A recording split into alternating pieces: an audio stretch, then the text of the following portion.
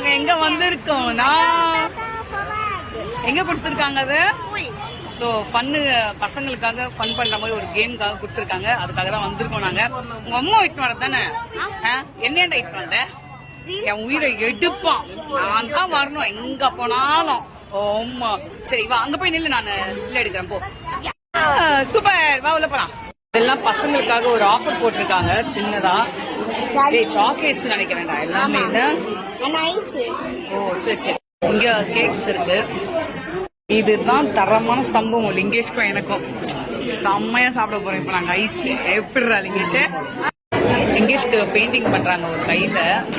Fun கேம்னு சொல்லிட்டு தெரியாம வந்துட்டான். கடைசியில அறிவுபூர்வமான கேள்வி கேட்ட உடனே லிங்கேஷ தடுவ ஆரம்பிச்சிட்டான். தெரிஞ்சிருந்தா அப்படியே வீட்டுல இருந்திருப்போம் போல. என்ன லிங்கேஷ குண்டா சிக்கிட்டான். எழுது எழுது. ஸ்கூல்ல தான் இப்படி பண்றாங்க. இங்க வந்தாலும் இந்த கேம் ஆடி நீ வின் பண்ணாதான் உனக்கு அந்த 50 ரூபாய் டோக்கனு. கடைசியா வெற்றிகரமா ஐஸ சாப்பிட்டுட்டாரு. கூப்பன் ஜெயிச்சு இல்லடா 50 ரூபாய் கூப்பன் கொடுத்துட்டு 100 ரூபாய் பச்சா வச்சிட்டான். என்னது அது ஐஸ் பேர் என்னது ஆக்சுவலா? இன்னும் வந்திருக்கு. இந்த ஒரு ஸ்பூன் தான் லாபம். என்ன ஒரு பாசம் பத்தியா? பாசக்கார புள்ள வரலையா?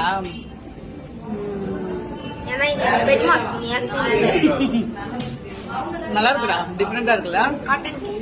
Cotton candy. கிளம்புவோமா? போதுமா கிளம்புவோமா? பை சொல்லுங்க. பை.